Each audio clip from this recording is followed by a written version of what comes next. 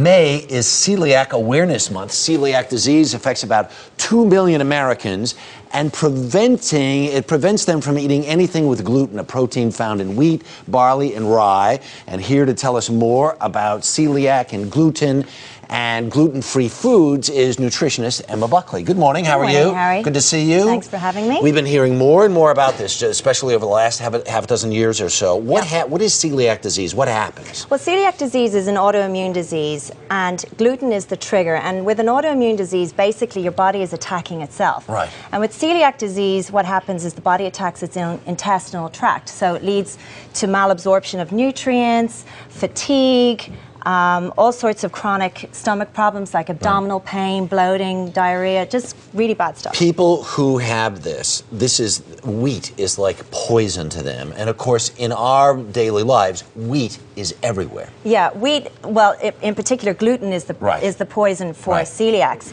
And wheat, barley, and rye, they're the three grains that contain gluten. So you need to avoid all gluten. You need to avoid these products. And you're right, you know, we're seeing that wheat is everywhere. And it's the second most popular grain after corn in the whole of the world. But there are plenty of other grains to use.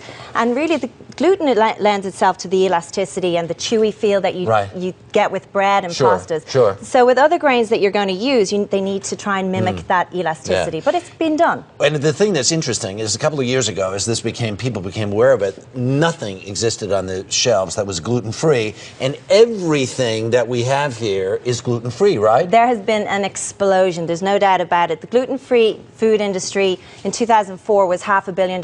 Next year, it's going to be nearly $2 billion. So it's huge. Breakfast foods. There are breakfast foods. Pastas like crazy. Yeah, and the key is just to try and use other grains rather than wheat, barley, and rye. So you can use oats that haven't been processed near wheat, barley, and rye. So they have to be gluten-free oats. You use brown rice flour, so you can use all these different cereals. There's gluten-free breakfast. And then the pastas are made with brown rice flour as well. And the other thing that you have to be also, though, very aware of is look on the labels. Even though it may say claim gluten-free, there's no watchdog group out there saying this is absolutely true. Well, there is. The FDA are pretty stringent with labeling. Good luck with that. Yeah, but you know, you have to be, if you are celiac or you want to eliminate gluten from your diet, you need to be aware of all the hidden names that wheat comes under. And also you need to be aware of all the different types of wheat, like durum wheat, semolina, couscous, all that type of stuff. But just to bear in mind that meats, chicken, fish,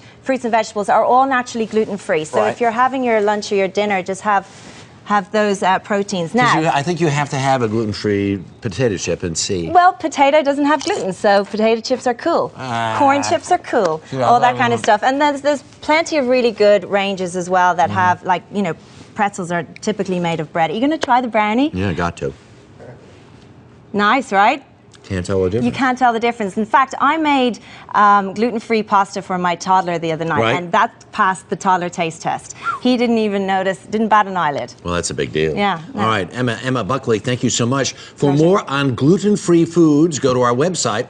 That's earlyshow.cbsnews.com.